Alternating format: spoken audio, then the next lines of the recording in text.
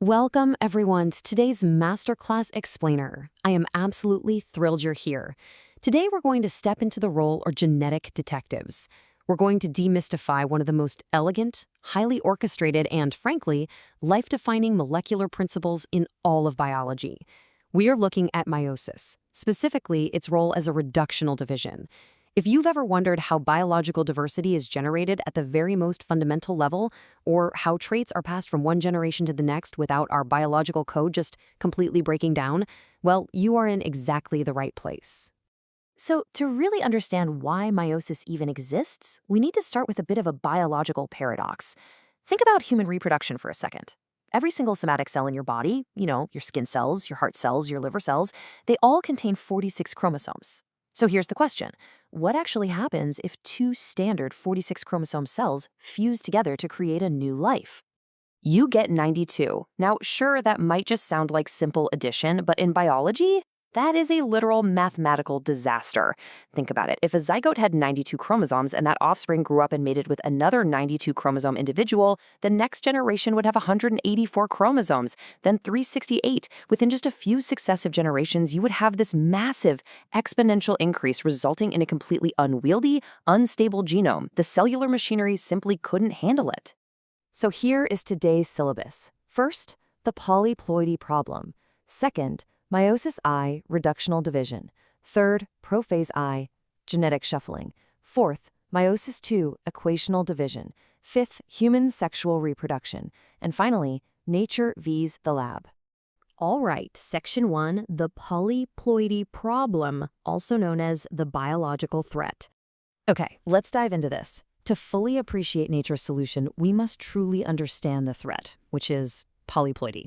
Polyploidy is basically the state of having 3 or more sets of chromosomes. And in most animal species, especially mammals, polyploidy is incredibly poorly tolerated.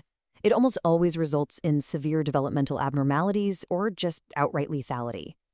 To survive, a species absolutely must maintain a stable chromosome count across generations.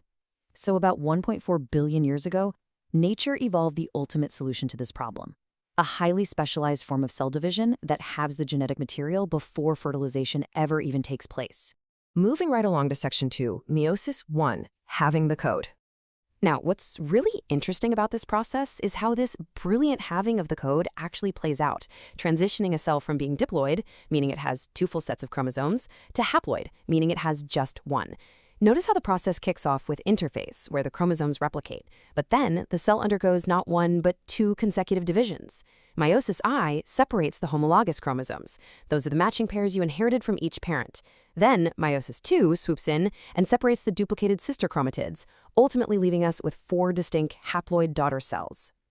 If all that biology jargon is tripping you up a bit, let's just think of it like a card deck analogy. Imagine you have a standard deck of 52 cards. Reductional division, which is Meiosis I, is like dealing that deck into 2 separate piles of 26 cards each. You've essentially reduced the total number of distinct cards in each pile. Equational division, or Meiosis II, is mechanically very different. It's as if each of those 26 cards were actually 2 identical cards glued together, and you're simply tearing them right down the middle to make single cards. You aren't changing the total number of cards in the hand, you're just pulling the duplicate copies apart. Which brings us to Section 3, Prophase I, genetic shuffling. Now, I really want you to pay close attention to this mechanism. While Meiosis I is where the true reduction happens, it is also where the real magic of sexual reproduction occurs. Prophase I is by far the longest, most complex phase of the entire cycle. It's where genetic diversity is literally born. It's so incredibly intricate that biologists actually divide it into 5 distinct substages. First up is leptotene, where the duplicated chromosomes condense into long, thin threads. Second is zygotene, where homologous chromosomes actually find each other and pair up in a process called synapsis. Third is pachytene. This is the stage where those paired chromosomes thicken and the actual physical exchange of DNA happens. Fourth is diplotene, where the pairs start to separate but stay tethered together at key intersection points. And finally, diakinesis, where the chromosomes fully condense and the nuclear envelope breaks down to get ready for division. Notice what's happening specifically during the zygotene and pachytene stages. The blue chromosomal structures become firmly bound together all along their length. This pairing forms what we call a bivalent, or a tetrad, simply because it consists of 4 total chromatids. They're held tightly together by a protein zipper called the synaptonemal complex. Essentially, they are in this tight embrace so they can trade information. And this brilliantly illustrates exactly what happens during that tight embrace in Pachytene. Non-sister chromatids, meaning one strand from your mother's chromosome and one strand from your father's chromosome, physically cross over one another. They actually break and reconnect, swapping real chunks of genetic code at connection points known as chiasmata. The result? Recombinant chromosomes. A completely novel sequence of DNA that has literally never existed in the history of the universe until this exact microscopic moment. How wild is that? All right, Section 4, Meiosis II, splitting the sisters. So once that incredible genetic shuffling is totally complete and the homologous pairs are pulled to opposite sides of the cell, we enter the second round of division. Mechanically, this is really similar to standard cell division, or mitosis, but it happens without any further DNA replication. We take our 2 new cells from meiosis I, and they line up their chromosomes right along the center metaphase plate. Then, during anaphase II, the kinetochore microtubules shorten. They yank the identical sister chromatids apart, pulling them to opposite poles of the cell. The cell cleaves down the middle, and we are left with our grand total, 4 genetically distinct haploid daughter cells. Nature's crazy math problem is officially solved. Next up, Section 5, Human Sexual Reproduction, Spermatogenesis versus oogenesis. It's one thing to talk about abstract molecular machinery, right? But how does this intricate ballet of chromosomes actually manifest in the creation of human gametes, our sperm and eggs? Well, in males, this process is called spermatogenesis. It kicks off at puberty and is a continuous, totally symmetrical division. One precursor cell goes through the entire meiotic cycle and smoothly produces 4 equally viable, evenly sized haploid sperm cells. But in human females, oogenesis is wildly different. It is highly asymmetrical. The cytoplasm doesn't divide evenly, so instead of 4 eggs, meiosis in females produces only 1 large, viable egg, simply discarding the rest of the genetic material as tiny little polar bodies. And honestly, what's even more fascinating? A human female begins meiosis I while she is still a fetus in the womb. Her cells reach that diplotin stage of Prophase I we talked about earlier, and then they just hit pause. They stay completely suspended in a state called the dictyotin stage for decades, only resuming meiosis one by one during ovulation later in life. Let's move to Section 6 and see how this builds into our masterclass study guide, Nature versus the Lab.